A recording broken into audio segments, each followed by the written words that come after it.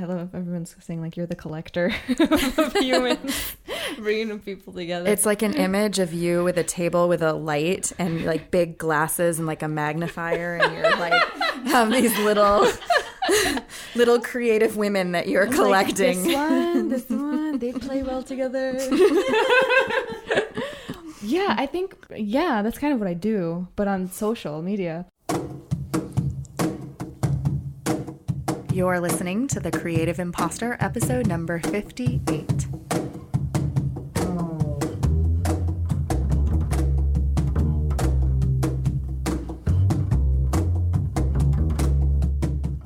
Welcome to The Creative Impostor. I'm Andrea Klunder, your host, and boy, oh boy, am I excited to bring you this episode. I know I always say something like that, but in this case, it is something that is brand new. I have never done this before.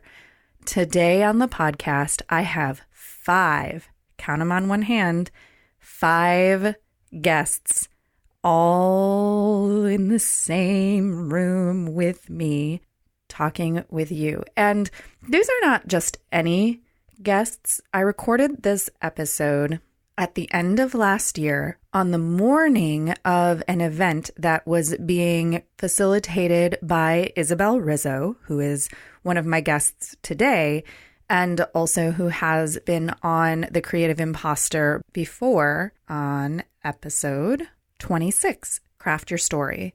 And Isabelle is largely, directly or indirectly responsible for a lot of the content on this show, as it is her community online through which I have met such guests as Lisa Black in episode 28, Charlotte Alea, episode 34, Monica Martin, episode 36, Ruth Humphreys, episode 43, and Samantha Mont, episode 54, plus 2 additional interviews that I've recorded and have not yet released. So Isabelle is doing something that I think fully represents this bridge between online and offline space to create community. Those of you who have ever had a Facebook group of your own or been in a Facebook group, or maybe you're in my Facebook group, know that we call it a community, but it can be really rare and really hard to actually have something in that kind of a space that really feels like a community in the sense of the word that we think of. And yet, even in our offline space, I personally, living in Chicago, surrounded by people, do not always feel a great sense of community. Like when somebody says community organizing or community activist, I mean, I don't really know my neighbors. I wouldn't walk next door and ask for a cup of sugar. I also feel as of late, as I've been assessing this problem of how to have a sustainable and fulfilling creative work and lifestyle, what those ingredients are that make successful, fulfilling, sustainable. I think intentional community is really important, which is picking and choosing the type of people and the specific people around whom you want to be, with whom you want to share your time and energy. And it is not easy to do. And I think that Isabelle is doing something really quite miraculous in cultivating these groups of really intelligent, creative, kind, innovative, visionary women leaders. So she created this event that was a one-time live event. Maybe it will be revisited at some point in time. It was called the Supernova Experience. And it was in Chicago, and we brought in several members and former members of Isabelle's online community, the Singularity Circle, to share personal stories, work, I sang, etc., take risks. And the whole point was to come together, people who we've only known in online space, in person, share some very deeply personal part of ourselves through our creative work, and maybe inspire others to take similar action. So the morning of this event, I decided, inspired by one of my other guests, Lisa Nalbone, to have 5 of these women over to my place for tea and to record a podcast episode around the idea of intentional and creative community. And of course, that pesky little imposter syndrome. So I want to take just a moment to set the scene for you. I want to introduce you to the 5 voices in addition to mine that you will be hearing. And of course, links to everyone's online presence will be in the show notes for this episode at thecreativeimposter.com/058. So I've already introduced you to Isabelle Rizo. Isabelle is a business mentor for the next generation of successful female entrepreneurs that want to increase influence and income using both online and offline technologies. You already know a lot about what I love about Isabelle. Another thing that you may or may not know is that she has really been into art and media and performance and photography and video, and seeing how to integrate these different forms of creative media into her storytelling, community building brand. Lisa Nalbone, who I just mentioned. Lisa is an educator, an advocate for self-directed lifelong learning, and the author of a book called Life Sparks: Ask Hard Questions, Try New Things, Do What Matters. What I love about Lisa is that she is a connector and an ideas person. She stayed at my place over the week leading up to the Supernova experience, and we had so many great conversations just sitting in my kitchen, drinking tea. And really those conversations helped me to think about a lot of things in a totally fresh way. Licia Berry. Licia is a best-selling author, artist, speaker, mentor, and women's advocate. She is currently on tour with her husband, building community in various geographic locations around her most recent book, I Am Her Daughter. Licia has this super earthy, grounded quality that really embodies what it means to be a strong feminine leader. Emily Stroia.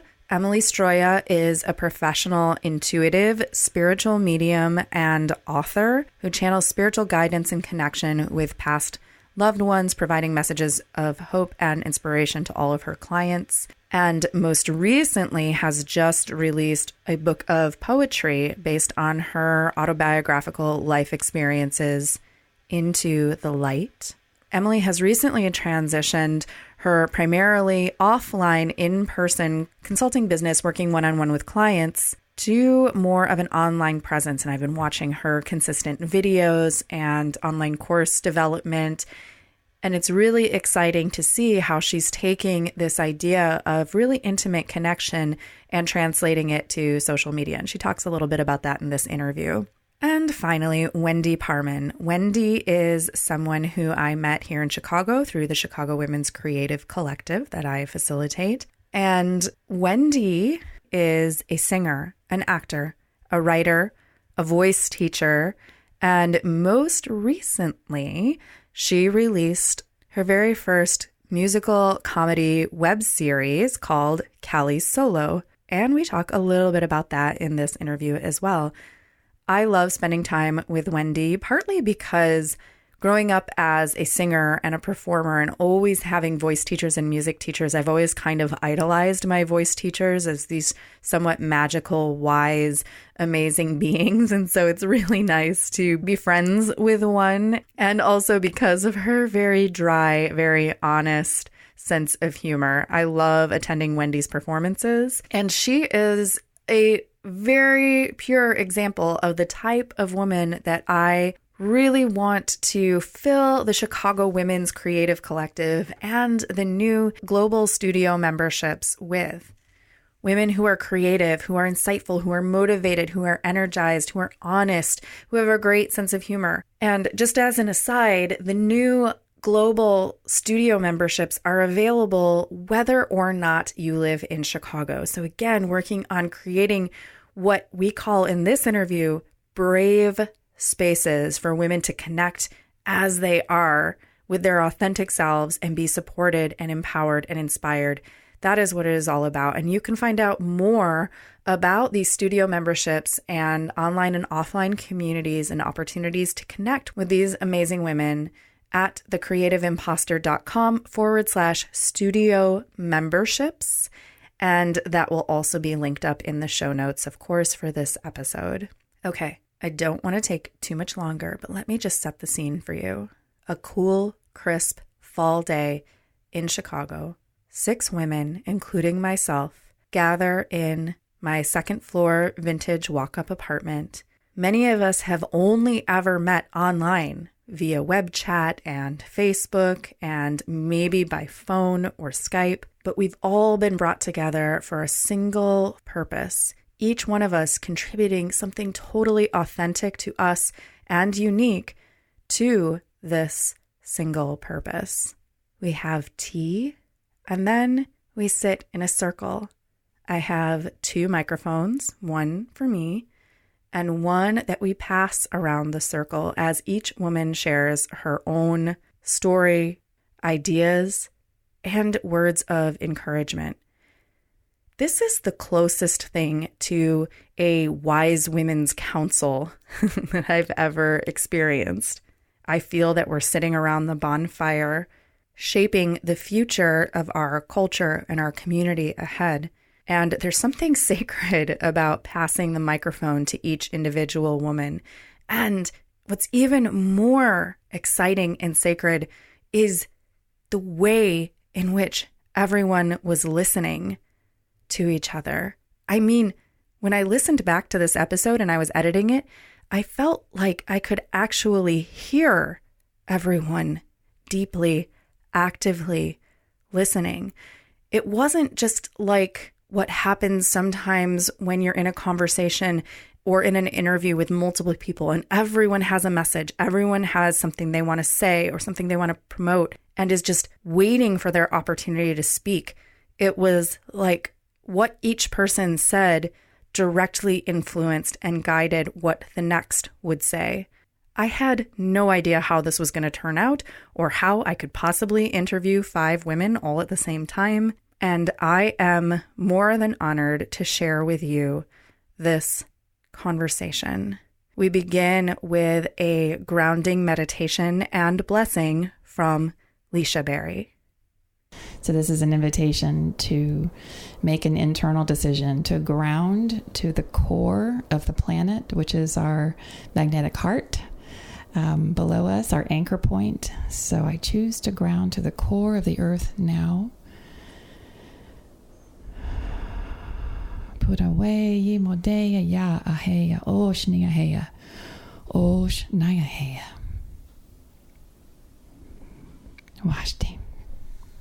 Welcome everyone to the Creative Impostor. I thought that we would start out, since this is a little bit of an experimental format and we have 6 total voices that are going to be on this episode sharing insights and wisdom and experiences. Probably, I'm guessing that's what's going to happen. So I thought we should go around and just have everyone introduce yourself briefly by saying your name, if you have a business or a website or whatever it is that you identify as your professional presence that we can find, and what you're most excited about right now in your life and work. And we'll start with Licia because you have the microphone. Hi, I'm Licia Berry, and I'm an author and speaker and educator, advocate for women, and support women in reclaiming their voice as cultural creatives if they've had some kind of difficult situation in their lives, such as sexual trauma and recovery from the trauma of patriarchy, for that matter. But in any case, I'm super excited about being on the road full time now, kind of a pilgrim of my book. I'm her daughter. Hello, everyone. I am Emily Stroia, author, spiritual teacher. I am most excited about my new book that is coming out very soon called Into the Light. It is my most creative and raw work yet. It is a poetry collection that explores trauma and sexual abuse as well, and learning how to heal from the past and live a transformative life. Hello, my name is Isabelle Rizo, and I am an artist, teacher, and facilitator.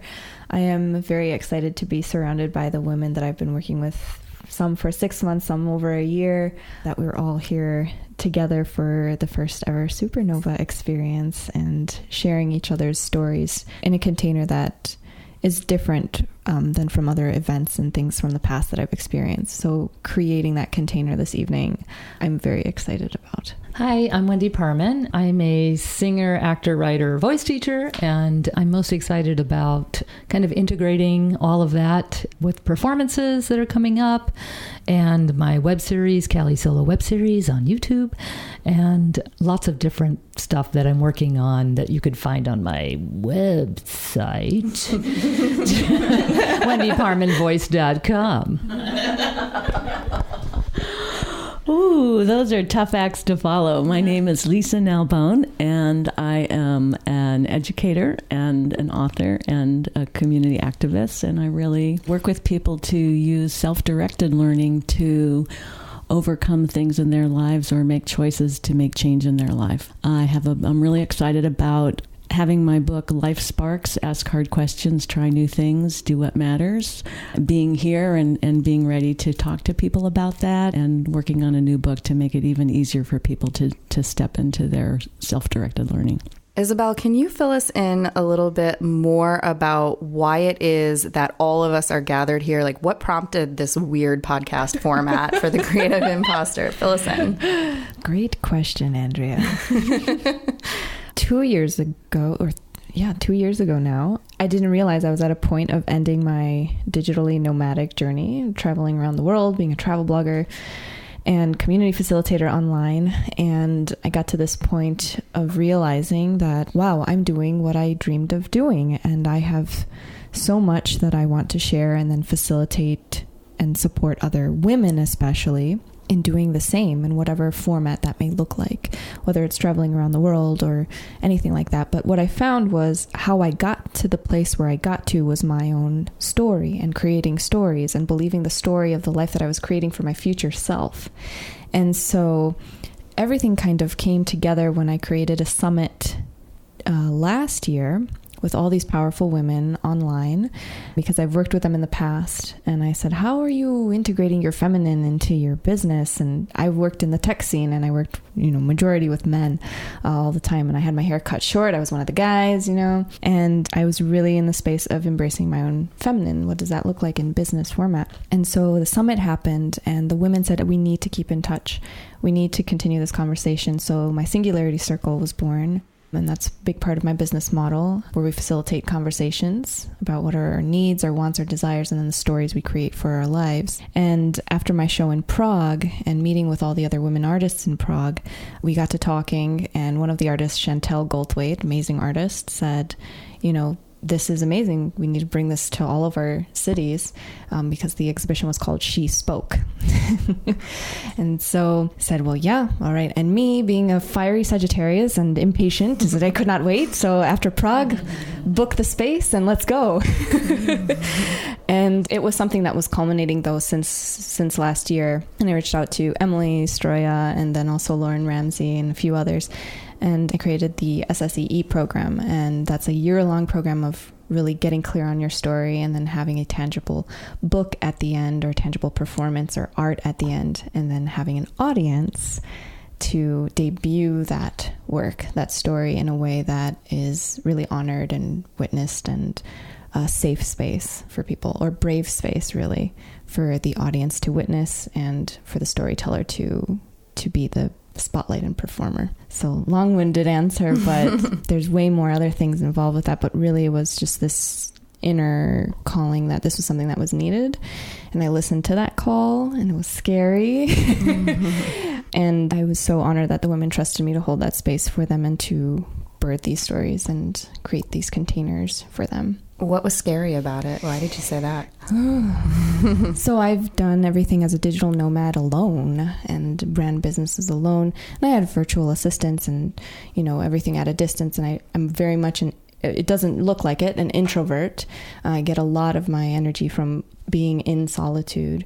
So, having other people step up from supernova experience to this evolving into supernova week was like, wow, let this evolve, has been amazing to witness. And also just seeing that more and more people are like, yes, I want to support you. And for me, this is a learning experience of like accepting and receiving that support and that trust from others. And I'm like, wow, I have a lot of responsibility for these women to create an amazing experience. And my thing as a perfectionist, and the inner critic comes out, is like, oh no, you forgot this, or there's this detail or this. And I'm like, nope, this is the intention. This is what I can control. These are people that have Tara Byrne, who is in charge of Under 30 Changemakers in New York, flew out, and she's like, I am here to support you. And just having all these people come together for this experience that, you're a stranger from the internet from 5 years that I've known you, but I've never met you, is so, scary, but also very just gratitude, so much gratitude. Like all these emotions are all at the same time, which is, being human and sitting with all of it. So the more Supernova became closer and closer, the more heightened this visceral experience is becoming. So I'm expanding my capacity for this discomfort and this expansion for my own inner world. Yeah. So Emily, where are you in town from right now? I am visiting from Los Angeles. You've been moving around a little bit in your geographical space, right? Yeah.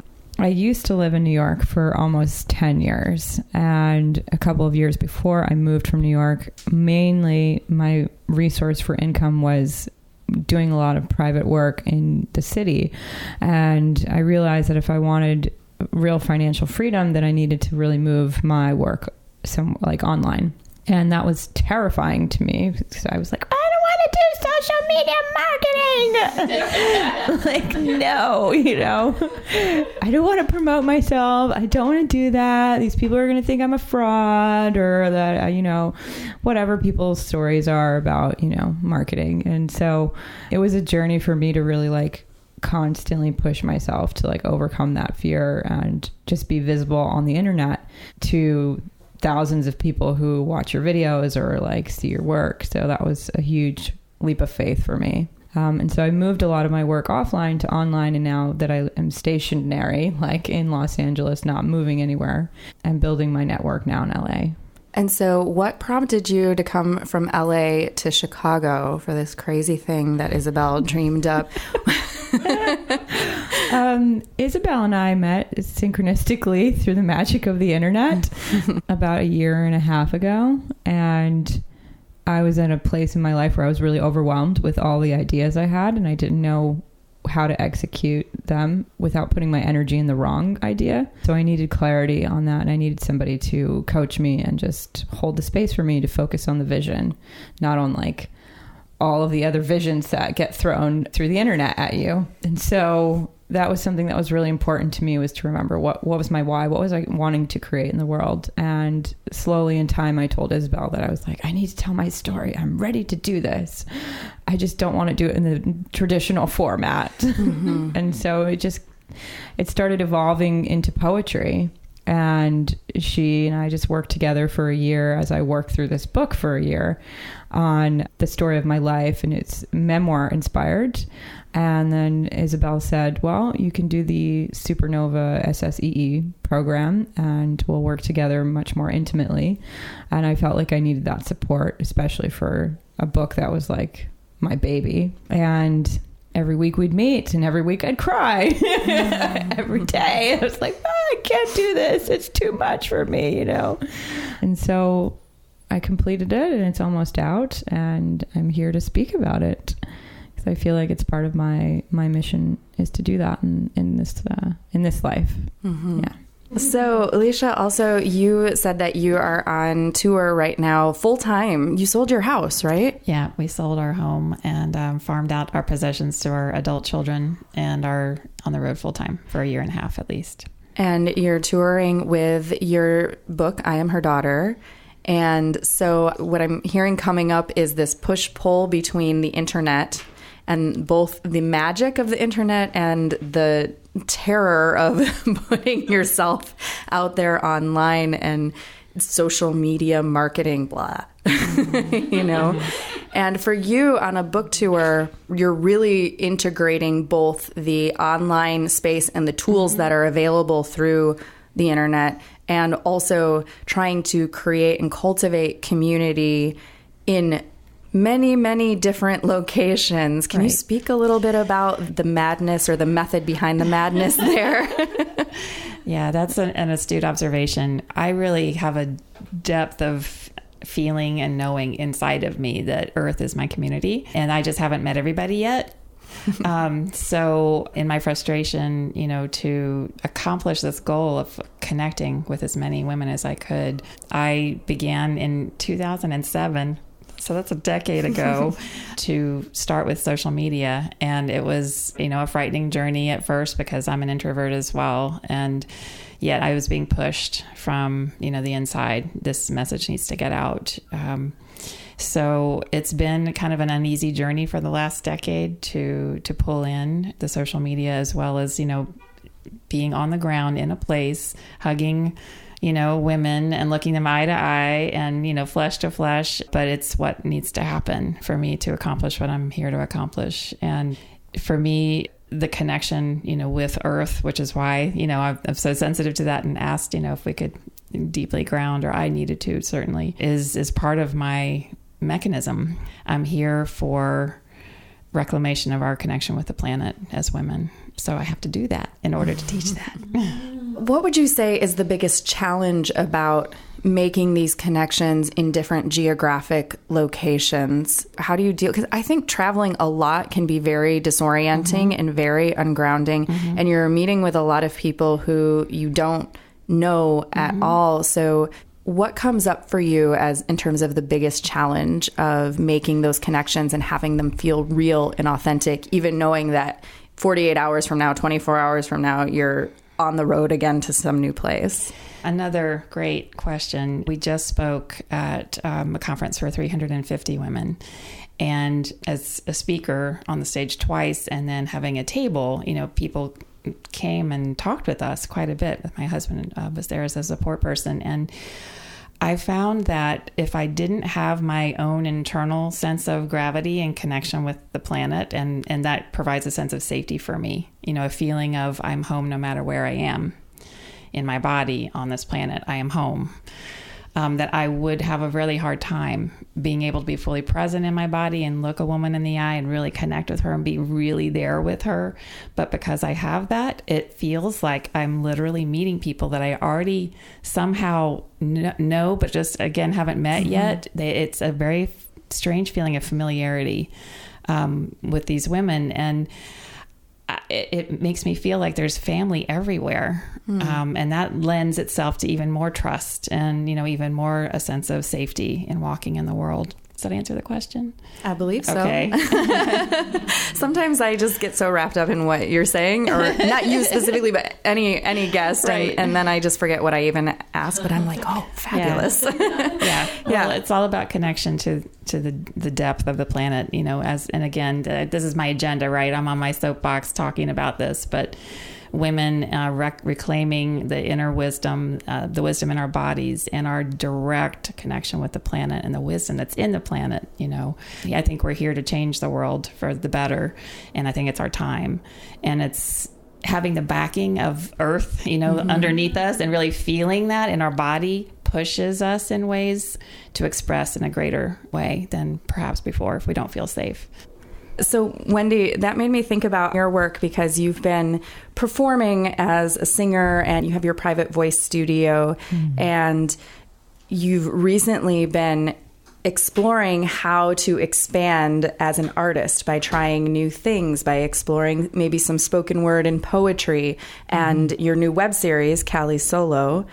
And a little aside, Wendy and I know each other through the Chicago Women's Creative Collective originally, and then that's how Wendy met Isabelle, and Isabelle brought Wendy into this collection as well. But I've heard you speak about how you're exploring how to use different media to connect with demographics of people, particularly women who are not often represented in artistic media, a type of woman who exists who is not often represented. Who's not 25. Correct. Yeah. And can you speak a little bit about what this process has been for you and in this evolution of your creative work, and how it's important to you, or whether it's important to you, to have the support of a community to make that possible. Okay. What a deep question. And a little bit convoluted. No, I like it. So I think my whole life I've been about struggling with my artistic expression, and I have kind of always been doing all the things that I do now, but in different cyclical ways.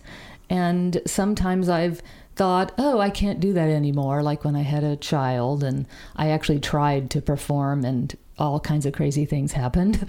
And then I came back to writing a lot, and like when he was napping, which was very convenient. Then I had a band with my second husband, and that was my artistic outlet. So when my marriage ended and I was very depressed about just, life in general, I was teaching and, connecting with my students, but I really needed to reconnect to my creative origins, and I started going to auditions again for theater. And that was exciting and really great, but I also found that I was getting called in for parts where I was like 80 or 70 years old, and I was in my 50s, my early 50s. And I don't think I looked that bad for my age, right? I mean, not that it's bad, but just I wasn't that age. And it was kind of alarming that, oh, this is how okay, that's the options. And that was, what happened to all the stories of women between, 40 and 65, say? Is that like, are those people alive? I mean, they are. So I found that really disturbing. Anyway, that's kind of partly how Callie Solo was born, that she is really just me with a different name. And I wanted to tell about, being middle-aged, getting divorced, having a empty nest, and trying to find your creativity, which is exactly what I was doing. Mm-hmm. And I also wanted to do it in a kind of comedic format because I felt really sick of crying. And I really just felt connected to the funny because everyone kept telling me, you're funny, you're funny. I'm like, I'm funny? Oh, okay. So I just embraced that. And now I've also forgotten your question. Oh, no, you're answering it. You're answering it perfectly. I wrap it up now. I've been talking a while. Well, the community thing. Right. Yeah. Because, I mean, when you're expanding out into these other media, like doing a web series, obviously that's not something that typically you do by yourself. Oh my God, yes. And then also you're not just creating it for yourself. Right. And so you want other people to see it. So how does community factor into that? Well, that was a huge leap of faith, and I was writing it and sharing it I had a writing partner, and I was also working with an acting coach of mine from way back, Eileen Vorbach, and I shared it with her, and then we started, talking about actually doing it. And I'm like, am I insane? I mean, I've never done anything like that. And she agreed to direct it, even though she had never directed a web series. And then I thought, okay, all right, now if I can actually find someone to be our cinematographer, then I have to do it, right? And I didn't think I would. But I connected with this young man, Xavier Otten, who had cast me in a short film of his. And he actually liked the script. And I'm like, why does he like the script? What's wrong with him? But then, so then I was like, okay, we'll do it. We're doing it. And right, it actually, there was a lot of people involved. And I could not have done it, obviously, without all those people. And even doing it the whole time, talk about imposter syndrome. I felt like an imposter every moment that I was doing it because it was so, new for me.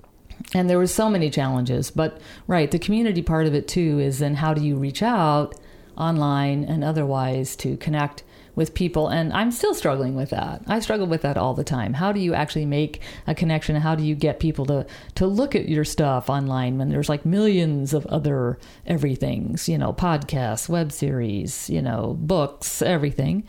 And I think it's like you have this big wide world out there, and yet you also have to find your community, which is, I think, why I kind of connected with Isabelle, because that's hard. I think it's awful, actually. I do not feel that the world is, my oyster or whatever. That's not what you said, Licia, but I've always struggled with feeling connected, and even in my own body and on this earth, and do I belong here? So I think this is partly about that integration of, okay, do I belong? Okay, maybe I do. If I can maybe tell my story in a way that people connect with, and that's the whole reason to do it. So, Lisa, another little aside, a little disclosure. Lisa's been staying with me here in Chicago in my apartment the last couple of days. Grateful. So I've gotten a little bit of insight into Lisa's brain and into her imposter voice, too. She's let it come out a few times. And Lisa, you're going to be speaking and singing tonight? Is the ukulele coming? The ukulele, Dr. Uke is going to be by my side with me. And you've shared with me these thoughts about, am I prepared? Do I need to prepare more? So speak a little bit about what's going on internally for you as you're getting ready to share your work in this new geographic space with a community of people that you've largely only known online and now are meeting in person for the first time. So talk a little bit about what's happening internally, whether that's physically or in your brain space. My heart is pounding. My palms are sweating. But I'm more on the Licia side of feeling that I'm connected to the earth and to everybody, and everybody's connected. And I don't feel like connection is hard for me. I've had that trouble with belonging because I felt I was born into a family where I was so much the odd one out and didn't necessarily belong there. And even though they loved me, they didn't really, they loved me in their way, which was not necessarily supportive. So I had to go into the community both to find people who could support me and also create community, because I wasn't born into the one that I needed. And so the community part, coming together for me, I love the online's a little bit harder. I love to be able to hug and touch, but it's very hard for me to, the singing thing is terrifying. I can't even believe I agreed to do it because I have been told forever it's something that I can't do. So to step out to try to do it in front of people is me trying to model what I encourage people to do, which is to be brave and to recognize their strengths and their gifts, even when you've been, that people have tried to tamp down that spark and say you're not enough, but to hold that what if, that I am enough, and what if, and then to step out and do it even though it's scary. Mm-hmm. So, I might feel like a fool tonight, or I might wet my pants in public, which I have done before. It's not pretty. At a business meeting. So I hope I don't embarrass myself or the rest of you. And then when Isabelle said it's actually going to be filmed, oh my gosh, I don't know, they all had sparkles on last night and I didn't have sparkles. And look, I'm the only one here with gray hair. So I guess I have that sort of constant that you can feel like you don't belong or be different, and it's okay to embrace your differences. And so this is, kind of getting past raising my son and taking care of my mother with ALS. This is finally my turn to sort of step into me. That's really beautiful. So what do you think is important for the others in your community? So not just for you, obviously, you're not just here doing this for you. Mm-mm. So what do you think, by you taking this risk and putting yourself out there and doing something that's challenging and maybe terrifying and risking looking like a complete fool, which I'm sure you won't, but risking that, what does that do for everyone else in the room who will be there tonight? What do you think? I think it makes them feel like sometimes being willing to do that, then that other person might have something hidden in there that says, okay, maybe I can do that too. Maybe I can reach out and connect, and maybe maybe I can also take that risk, whatever it is in their life. And that, like, I'm probably the oldest one in the group here, that you can always keep learning and you can always keep trying something new. I mean, I definitely resonate with that because I'm somebody who, going back to what Isabelle said about those perfectionist tendencies, if I can't do something perfectly, and this comes from singing and being a performer, and, you know, if I can't execute it perfectly, I'm just not going to do it. Right. I'm going to make sure the performance is correct. I'm going to make sure I sing every note correctly. I dabbled in piano lessons. Like, I learned how to sing, and then I was like, oh, I should learn how to play piano. And I was not immediately good at it. And the first time I ever played a recital, I completely forgot what I was playing, and I had to stop and sit there, and it was the worst feeling in the world. You know, I felt like my cheeks just red, and I was shaking, and I was sweating, and I was, and like, who cares? It's like a kid's piano recital in my church, you know, like, it wasn't that big of a deal. But that feeling is so present in my body of that moment where it wasn't perfect and I didn't know what to do next. And yet I think it's really important to have those moments. And I think they can be really instructional, not just for you, but for everybody else too, of just letting go of that pressure of everything always being polished and perfect. Right. Who else is willing to share specifically how your imposter voice shows up, right? That terrible voice. How does that show up for you, Licia? I definitely have the sweats and the doubts and this. And I have worked really hard to reclaim my relationship with the planet and my body, for sure. Didn't start that way. But for me, there's been this process of trusting process that I am incomplete and I am imperfect. And every step I make to claim my voice and trust my voice is part of my progress. And I'm grateful that if that, you know, shows other women that they can do it too, that, you know, I'm positive about that, very happy about that. But really, I'm in it for, I'm a fierce warrior on this path to reclaim myself. You know, after a lot of difficult situations in childhood, sexual violence, attempted murder, my voice went away. And I think that happens to a lot of us. And I think there's something particularly about women, about trusting our voice, that is systemic in the culture. So the decision to keep putting that foot out and to keep opening my mouth and saying something, even though I don't really exactly know what's going to come out, like I just in this moment, is part of me saying yes to me. And that's positive. That's a good thing. But the fear is underneath always, that what's going to happen to me if I open my mouth? You know, if I say something deep, if I share my heart, if I share my brain, my intellect, my smarts, you know, what's going to happen to me? It's like, don't really care. Going to put it out there anyway. Similar to Licia, and doing lots of work to get to the place I am now, and continuously every day do that work, is just recognizing my creative process. And we talked about the process, where I know my process is I get to the 90%. And I think runners talk about this too, about the, like, they hit that wall and they're like, okay, we quit, or, you know, we keep moving forward. So I get to 90% completion on a project, it gains momentum. And then I'm like, okay, this is boring. We go to the next one. And so, right, it's like today is the final 10%. So my inner critic, his name is Igor. So good.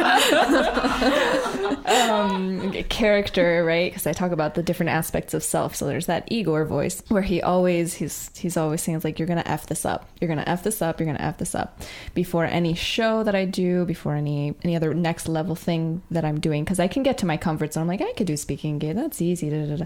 But to organize a container and everything, or to do an international exhibition in Prague or anything like that, was like inner critic being like, you're gonna F this up. You're gonna F this up. You're gonna F this up. You're gonna look like a fool. You're gonna look like a fool. And he's louder and louder and louder and louder, to the point where I'm like, okay, Igor, let's just have a conversation.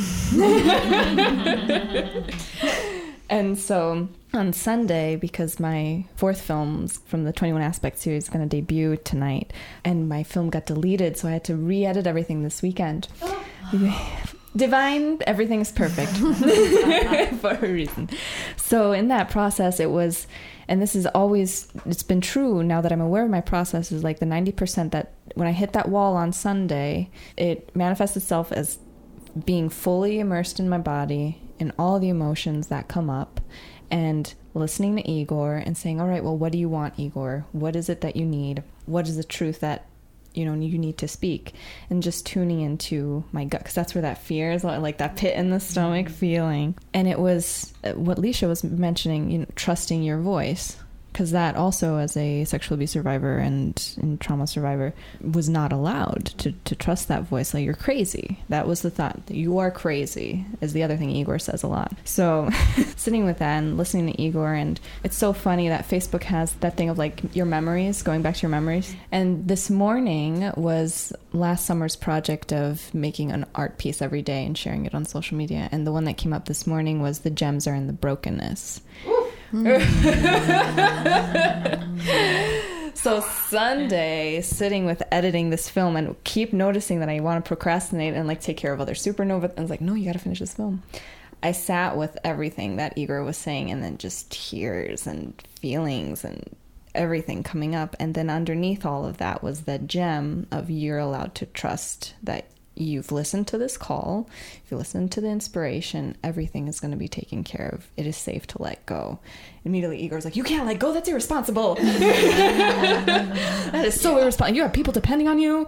And it's like, it is safe to let go. But that only happened because I hit that 90% of my creative process and then allowed myself to sit with that wall and Igor and then push through that wall or go through that wall. So Igor's a unique character. He's like the assistant to Dr. Frankenstein. And he's very much like, like a kiss ass. And I'm just like, Igor, we can't do this. But I acknowledge him, right? He's loud. I have to acknowledge him before I move forward.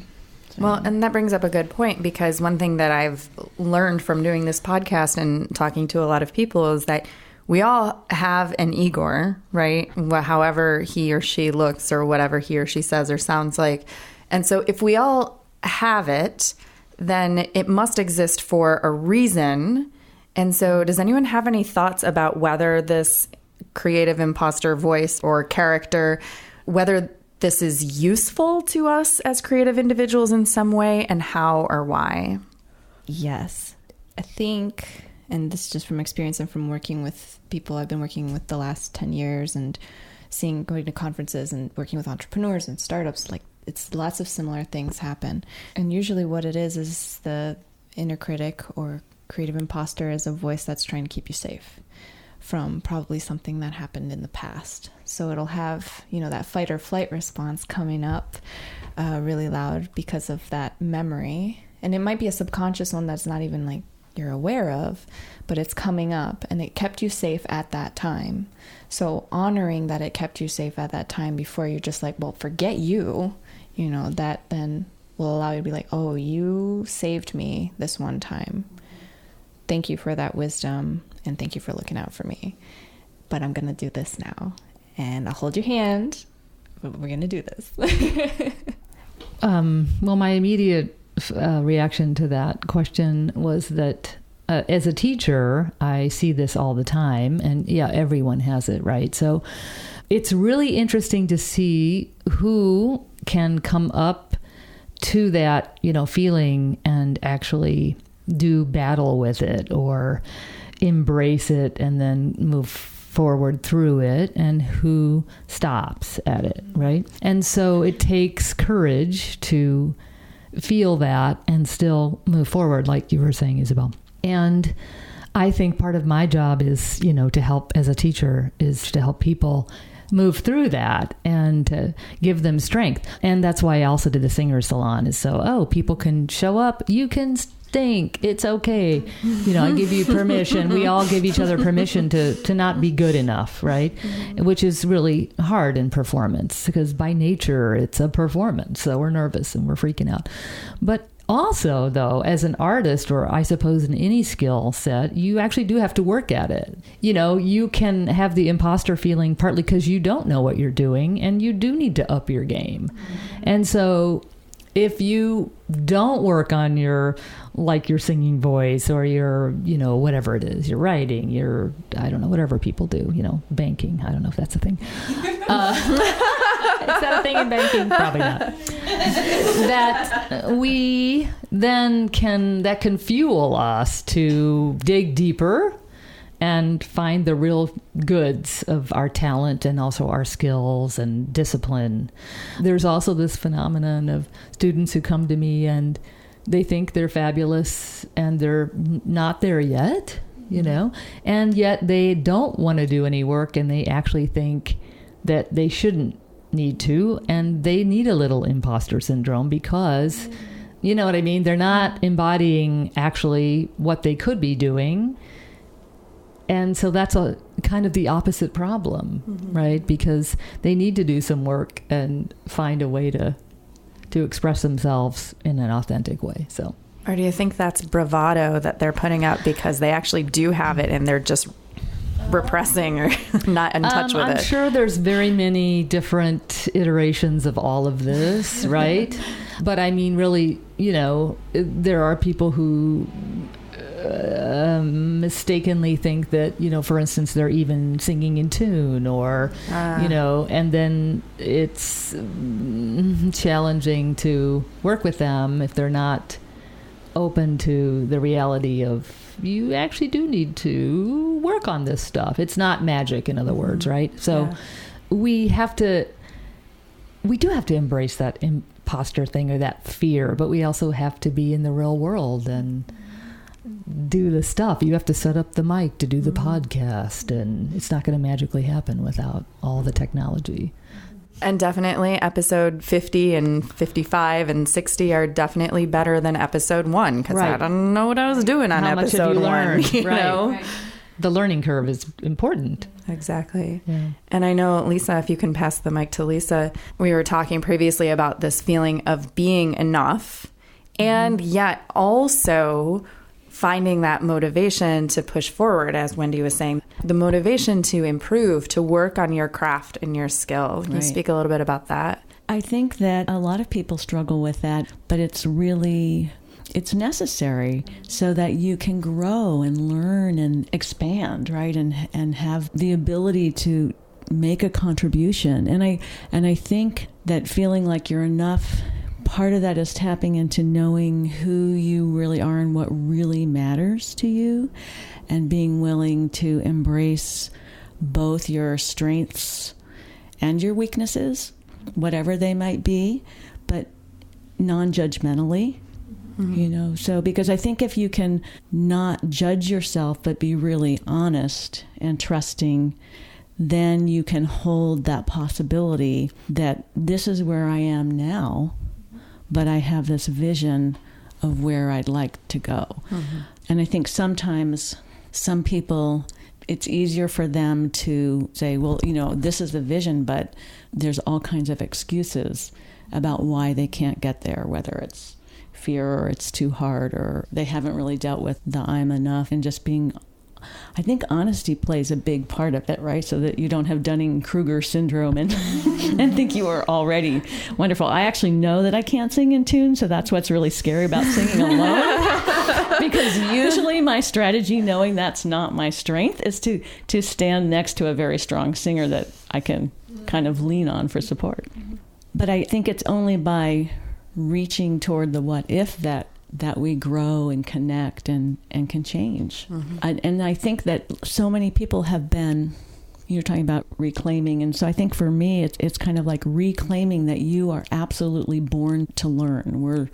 We're wired, and every failure and misstep, and to reframe that's all learning.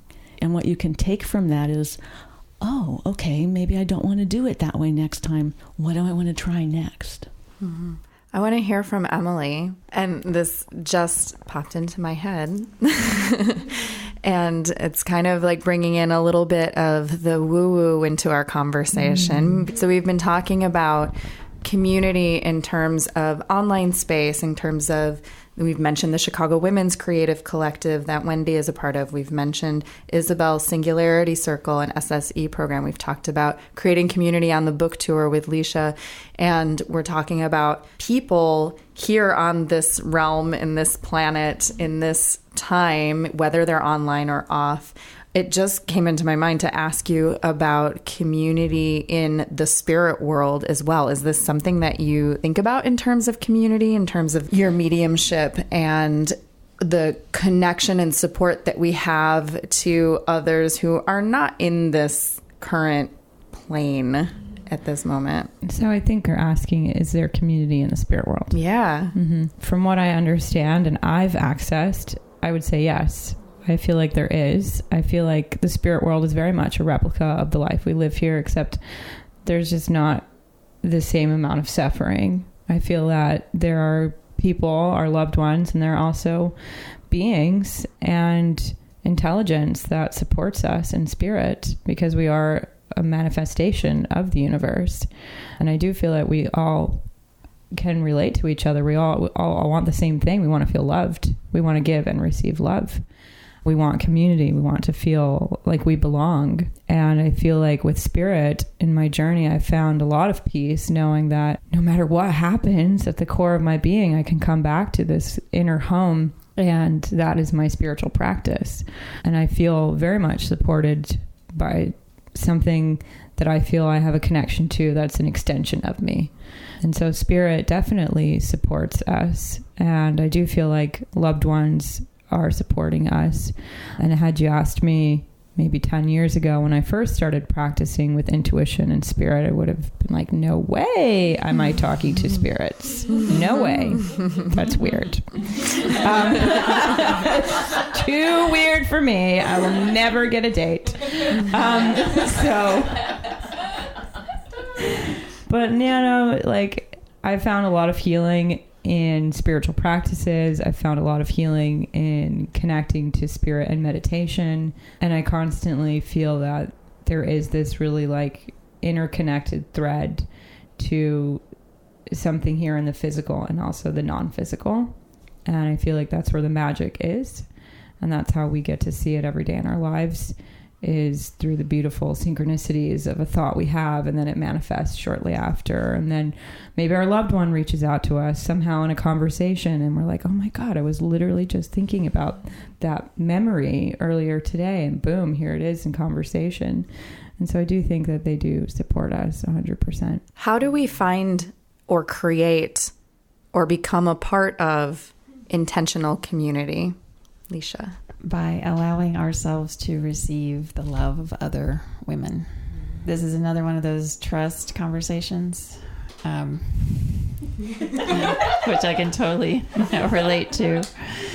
Having had a really difficult relationship still with my biological mother, and yet yearning to have sisters and daughters as an older woman now. I'm 52, young women who can trust me to show up as someone who's a little further along on the path, and yet that fear of, if I allow myself to be open in my heart, that arrow is going to come, is always there underneath.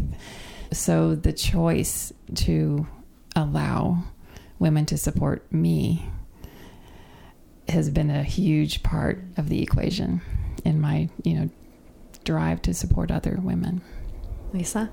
Right. Choosing to be open and to want to create that connection, not necessarily having a limiting vision of what that would look like.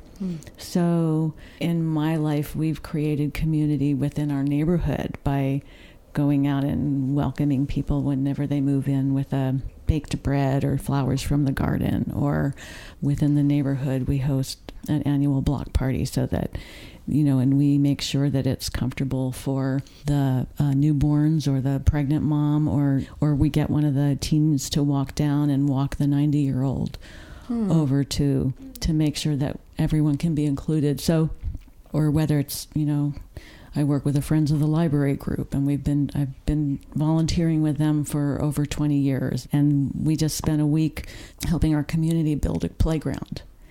And we worked on that 30 years ago when it was first built, and we didn't have children yet. So being willing to connect, finding that open heart space, that you're both human beings that want to be loved, to love and be loved, and work is love made visible, and that even though I was assigned to the unskilled work of cleaning up the scrap lumber and separating the stuff that had that, bad chemical on it from the stuff that could go in the burn. But the woman next to me, that from her comments that we were in a completely different space of politically and what we believed about the environment, that she's like, it's too late, we don't need to do anything. But it's like, okay, but we can still, like, I have to connect with her first on that we are working side by side together because we care about our children and our children's children in this community. So I think that kind of non-judgment, being willing to be side by side with people and being willing to work things through, right? Because it's not necessarily instantaneous. I know when I left teaching to start unschooling, and we had most of the people in town stop speaking to us because I'd been a public school teacher in the town. And, to find that when people wanted to come and fight or argue about that, and to sort of break community, to figure out how you can, how can you turn it around so that you can start from inclusion and connection. That's a whole other conversation. We have to have a part 2 about creating community with people you do not naturally gel with or who are on opposing sides of the conversation. Isabelle, you had a thought. Yeah, that would be an awesome conversation. Yes. Yeah, I think I love everyone's saying, like, you're the collector of humans, bringing people together. It's like an image of you with a table with a light and like big glasses and like a magnifier, and you're like have these little creative women that you're collecting. Like, this one, they play well together.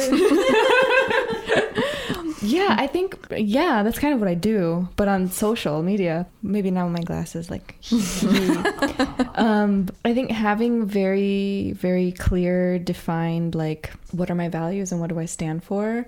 And also kind of separating myself from that, and also, like, this is the community I'm building, this is the community I'm standing for, but also, right, my obsession with, even in my artwork, is like, how can you still stay self-autonomous within community? So that's why having people with different ideas come together, and how can there still be, like, peace within a community? And even if there isn't peace, like, conflict is good.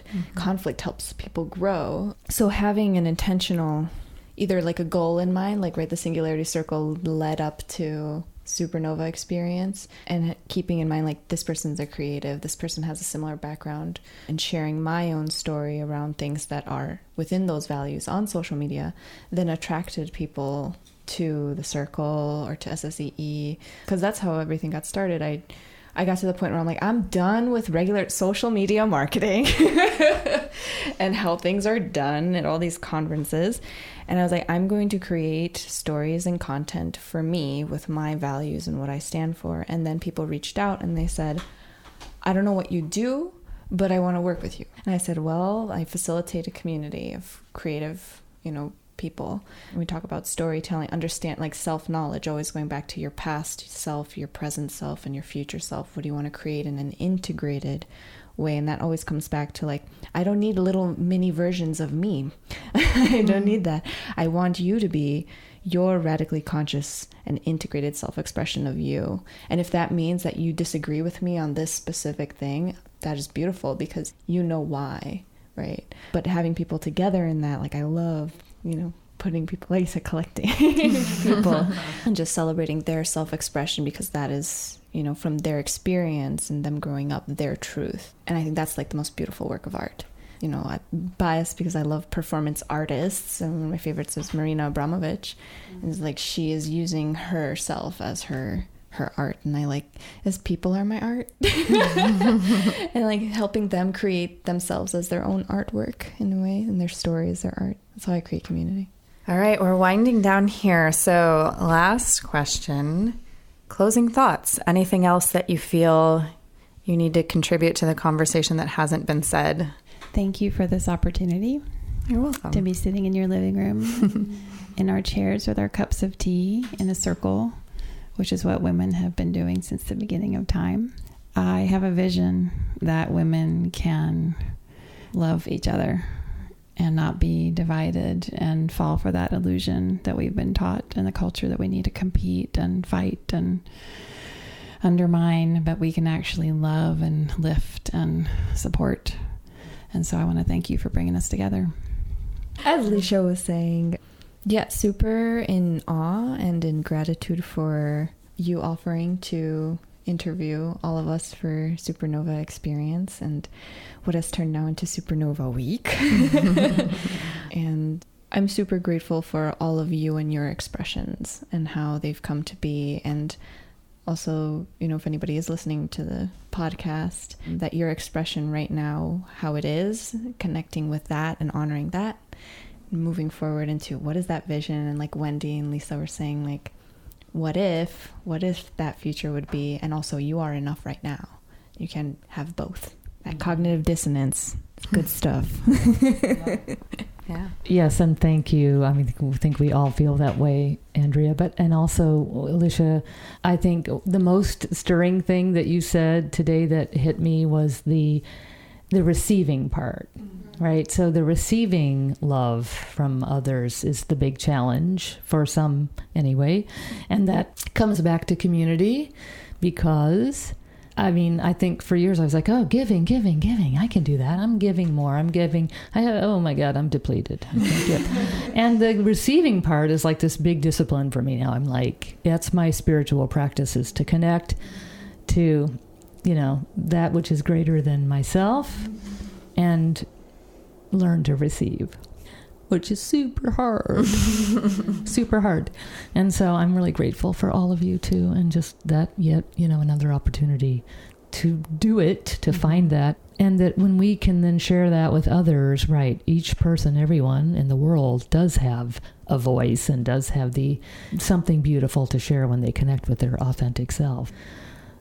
So I just wanted to say this has been such an honor, and gosh, it's so special that this is like the first of many supernovas, and we're going to be the ancestors soon of the descendants that will come after us.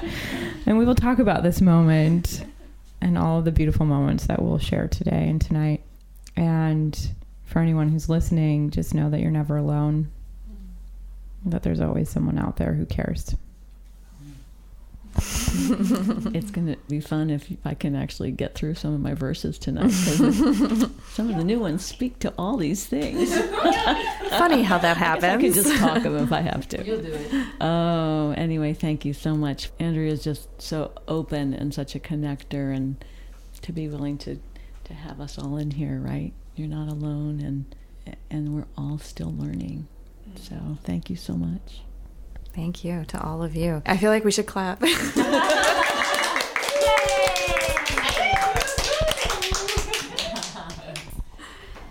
And that, my friends, was my first community-based interview with Licia Berry, Isabelle Rizo, Wendy Parman, Emily Stroia, and Lisa Nalbone. What do you think? What is it like to listen to that many wise women's voices? Would you like to hear more conversations like this? Let me know. Send me some feedback. You can send me an email through the contact page at thecreativeimpostor.com, or post some feedback in the Creative Impostor Facebook group, or send me a private message.